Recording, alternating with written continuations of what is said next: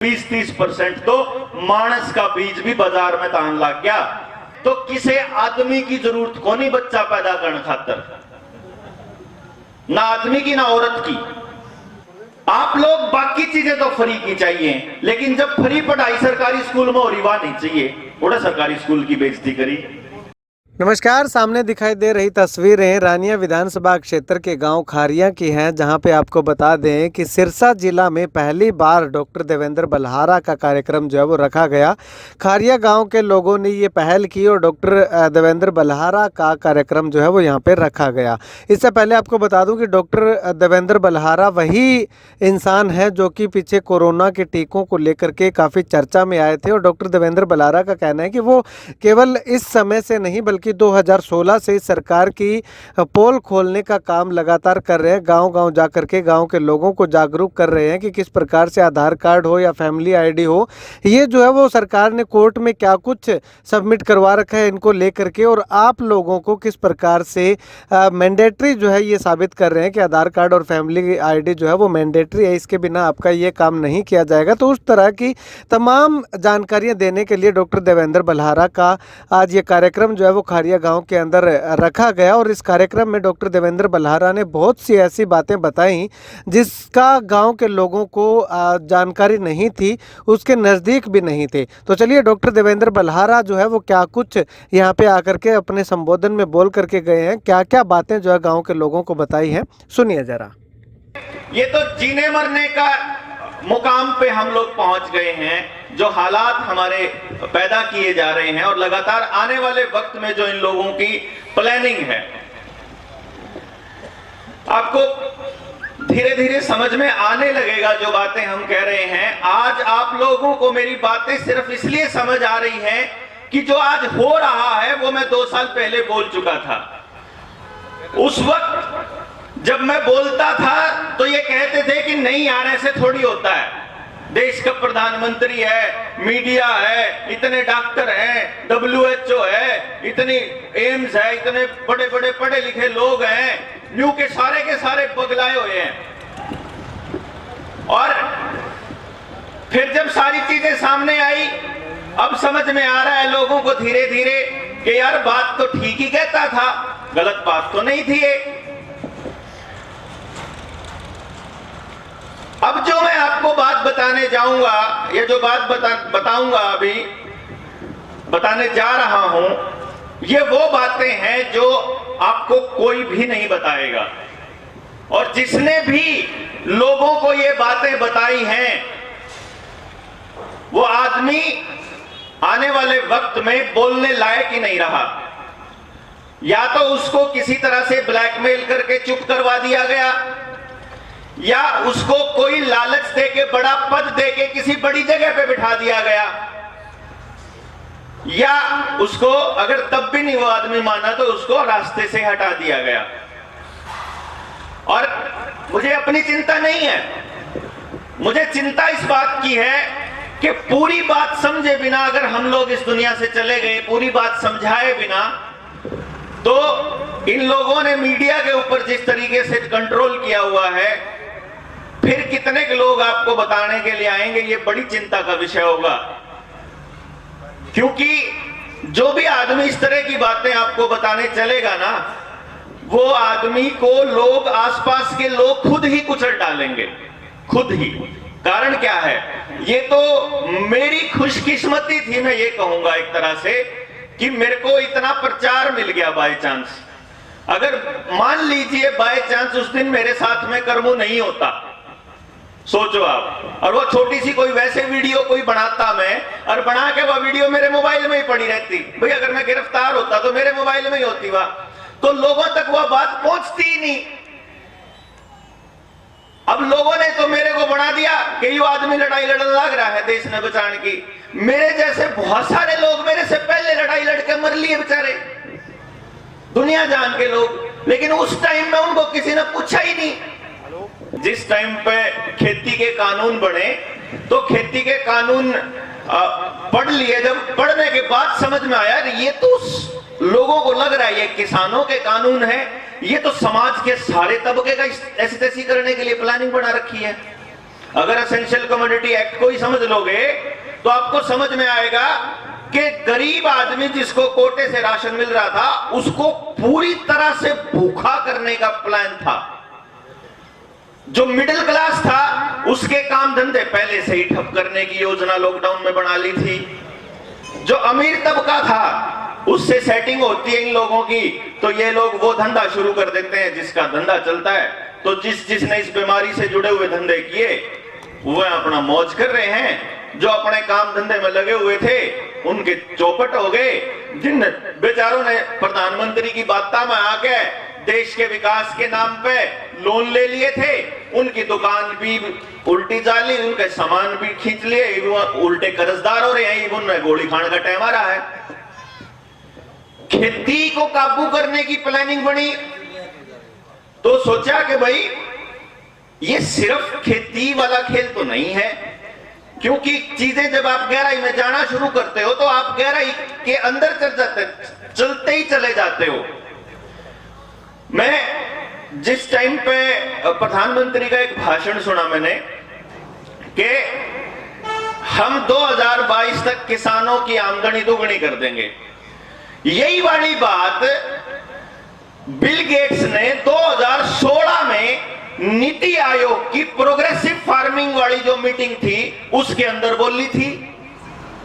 और अगर राज्यपाल साहब को सुनोगे, जो अक्टूबर 2019 में उन लोग उस अक्टूबर 2020 में शायद राज्यपाल साहब का एक इंटरव्यू है जिसमें उन्होंने एबीपी पे, ये वो एक लोकल चैनल था सॉरी, उस पे ये बोला हुआ है कि 2017 के अंदर हमारी एक मीटिंग हुई दिल्ली में जिसमें ये प्रपोजल रखा गया बड़े कॉरपोरेट की मदद से कि हमको जमीन के बड़े चंक चाहिए, 1000-2000 एकड़ के, ये बड़ा चंक था और ऐसा प्रपोजल था।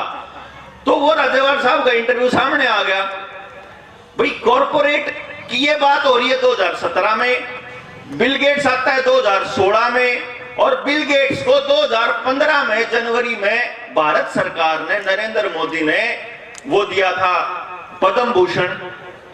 अब पद्म भूषण जैसा भारत में मेरे ख्याल से बिल गेट्स ने कुछ करा भी नहीं था, लेकिन सरकार तो बनी थी मई में और पुरस्कार मिला जनवरी में। 6 महीने में पुरस्कार की प्रक्रिया चालू होगी। मेरे दिमाग में आया कि ना भाई, पुरस्कार की प्रक्रिया तो पूरे साल चला करे, या तो आखिर में, तो इसका मतलब यह हो गया कि तैयारी जो है वो पहले से चल रही थी या तो कांग्रेस के टाइम पे। फिर मेरा लगा कि ये कानून जो है कांग्रेस भी लेकर आई थी पहले, तो इसका मतलब तो ये चल रहा है। फिर इस जो बीमारी के नाम पे जो चीजें संभाल रहे थे, जैसे अपना ये बलराम भार्गव है और एम्स का डायरेक्टर गुलेरिया है, रणदीप गुलेरिया, इनके बारे में पता लगा है कि ये तो पीएचएफआई में भी बैठे हैं। पीएचएफआई है public health foundation of India.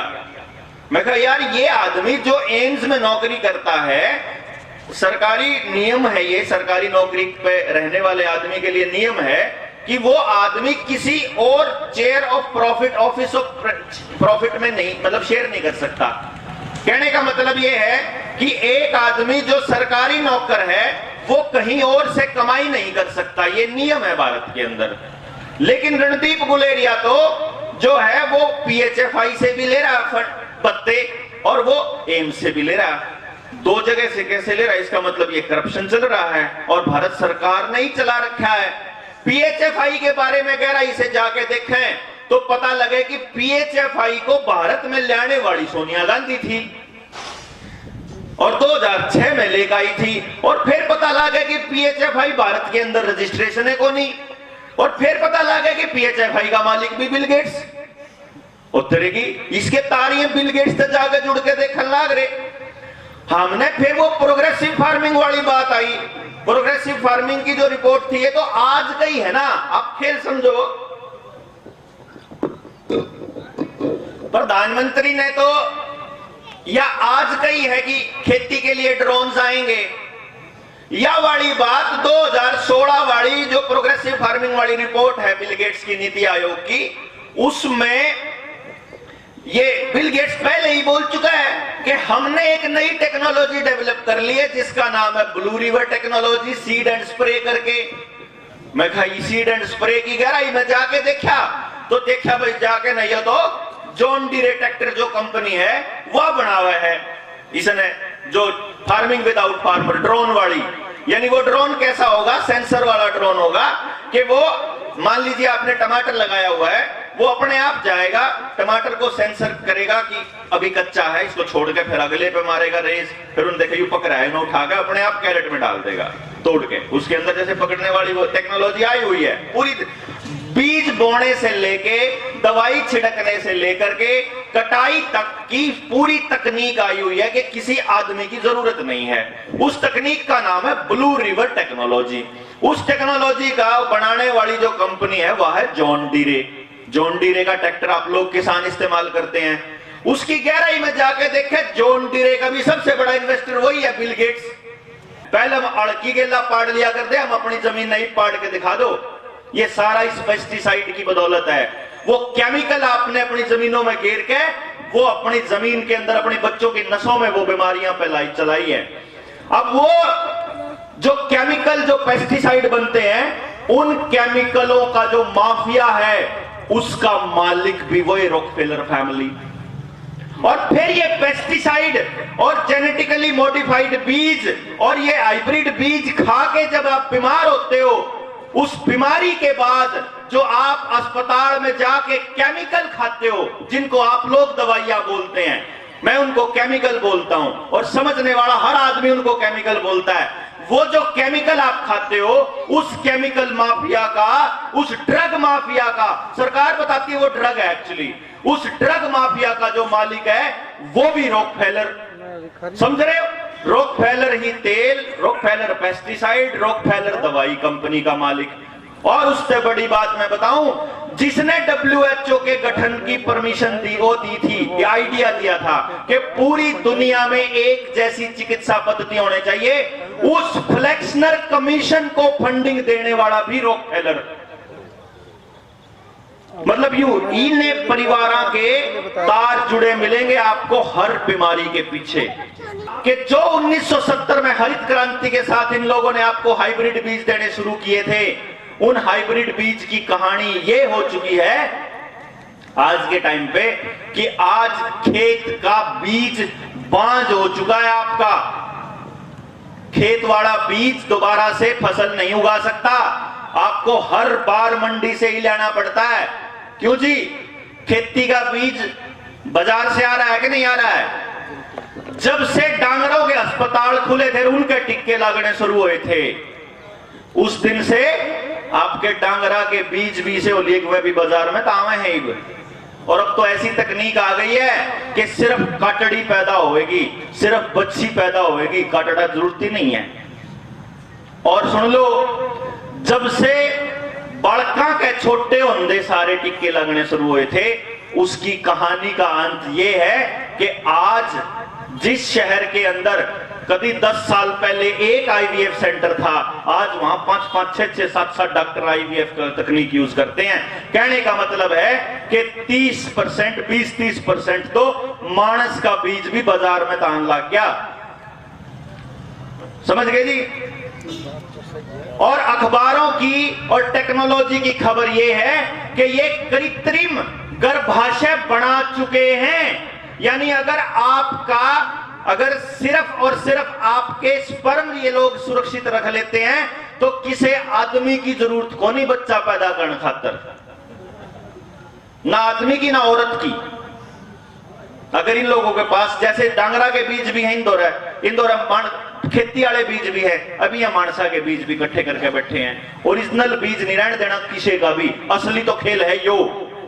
क्योंकि ये चाहते हैं कि आप पूरी तरह से इनके नियंत्रण में रहो। कब रहोगे? जब आपकी रोटी इनके नियंत्रण में रहेगी।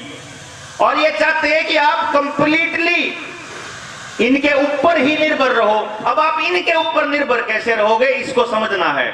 इनके ऊपर निर्भर रहोगे कि आपकी हर चीज इन्हीं के पास से आए। अगर आपका पानी भी टंकी से आए, आपको अब नलके बनाने की जरूरत ही न खत्म करी जानबूझ के। और कौन न्यू करेगा? कौन मोटर चलाओगा, सीधा टंकी का कनेक्शन पहले फ्री में दे दो ना, पहले सारी चीज फ्री में तो दी जाओगी, क्योंकि फ्री में तो नुका अगर बोला हमारा जहर भी नहीं छोड़ता है। हमारा ये कहावत है कि फ्री का तो जहर भी नहीं छोड़ना चाहिए, बना दिए कहावत। तो फ्री देंगे आपको फ्री देंगे, लेकिन आप समझिए कोई भी चीज फ्री नहीं होती, कीमत अदा करनी पड़ती है। और आपने जितनी चीजें आज तक फ्री ली है ना, उनकी इतनी भारी कीमत अदा करी है, आपको पता भी नहीं उनका। जितने बीज जब शुरू में फ्री लिए थे, बिना ब्याज का जब लोन लिया था, या कोई और चीज फ्री ली थी, जब कई बार ऐसा होता है चुनाव के टाइम आपको फ्री में दारू मिलती है, चुनाव के टाइम फ्री में कंबल, फ्री में साड़ी, फ्री में सारी चीज मिलती हैं। उसकी वजह से हमारी जिंदगियां कितनी नरक में हैं, ये उस फ्री में लेने वाले आदमी ने नहीं पता। तो ये आपको क्या करेंगे, आपका राशन, क्या कहता है प्रधानमंत्री, 85 करोड़ लोगों को घर बैठे फ्री में राशन दिया, फ्री। ठीक है जी। केजरीवाल क्या कहता है, हमने इतने लाख घरों में फ्री बिजली दी, फ्री पानी दिया। ठीक है जी। आपको पेट्रोल डीजल महंगा है, उसकी महंगाई की आवाज उठा लो, उससे पहले सीएनजी सस्ती कर दो। जब सीएनजी हो जाएगी और जब सीएनजी बिकलेगी, बढ़िया सामान घर रुपये आ जाएंगे, उसके बाद फिर बिजली वाले ले आओगे, बिजली वाली गाड़ी आ जाएंगी, भाई वह सस्ती पड़ा है, आप तो गोड़े होगा जून चाल पड़ांगे। अरे उस जो बीमारी जो शुरू ली थी, घर में व्हीकल लिया था, उसके साधन में सस्ता करवाने खातर सरकार से सवाल क्यों नहीं पूछते?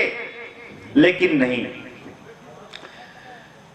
आप लोग बाकी चीजें तो फ्री की चाहिए, लेकिन जब फ्री पढ़ाई सरकारी स्कूल में हो रही, वहां नहीं चाहिए। थोड़ा सरकारी स्कूल की बेइज्जती करी। अभी क्या है, आधार कार्ड को जोड़ दिया इस टिक्के वाले सर्टिफिकेट के साथ। इन्होंने अभी टेस्टिंग करके देखी है आप लोगों की, आपकी बहादुरी की, आपके ज्ञान की, आपकी बुज़दिली की, और आपकी हिम्मत की, आपकी एकता की, आपकी समझ की, इनकी पूरी टेस्टिंग करी इन लोगों ने। क्या किया, एक खेल खेला आपके साथ। खेल समझाता हूं मैं आपको। छोटे बच्चे खेल खेलते हैं, वीडियो गेम खेलता है भाई, बच्चे खेलता ही होगा एक आध बार तो, ठीक है, सारे बच्चे लगभग आजकल तो इन्होंने आदत बना दी इनकी। मेरे को सिर्फ ये बताना हाँ या ना में बताना, मैं इसी बच्चे से पूछता हूं, ये छोटे बच्चों के भी ऐसे ही गेम होते हैं। आपके खेल में 2-3 चीजें होती होंगी। एक चीज तो है जिसमें हथियार होता हो या बंदूक होती हो, यही होता है, टैंक, हथियार, बंदूक, तलवार, है ना। दूसरे टाइप का खेल ऐसा होता है कि ये टास्क दिया जाता है, ये टास्क पूरा करोगे तो तुमको टोकन, पैसा या आगे बढ़ने के लिए पावर मिलेगी, ऐसा ही होता है। इसके अलावा तो गेम और कोई नहीं होता। 2 ही तरह के खेल खेले जा रहे हैं। ये मैं आपको क्यों बता रहा हूं, क्योंकि यही आपके साथ होने लग रहा है। मॉब लिंचिंग हो रही है देश के अंदर, राजनीतिक हत्याएं हो रही है, भीड़ मिलकर न्यायकरण लाग रही है और आप चुप हैं। हम लोगों के लिए किसी का कत्ल देखना सुनना नॉर्मल बात हो रही है। ये खेल खेला जा रहा है अपने साथ में कि छोटे बच्चों को बंदूक पकड़ा दी। आपको मोबाइल में गेम दिखता होगा, असल में बंदूक है, वाह दिखन लाग रही, रोज 100 आदमियों ने मार के सोया है अगला, क्योंकि आपको छोटी चीज नजर आती होगी है, उसके लिए वो जब बंदूक की गोली चलती है, वो जब उसका लगती है, लग के उसका खून भी लिकड़ता दिखा है। क्यों भाई, गेम में पूरा उस खेल उस खून ने लिकड़ते देख के हमारा बालक राजी हो लाग रहा रोज की रोज, यह तो लाग रही इनकी खेल।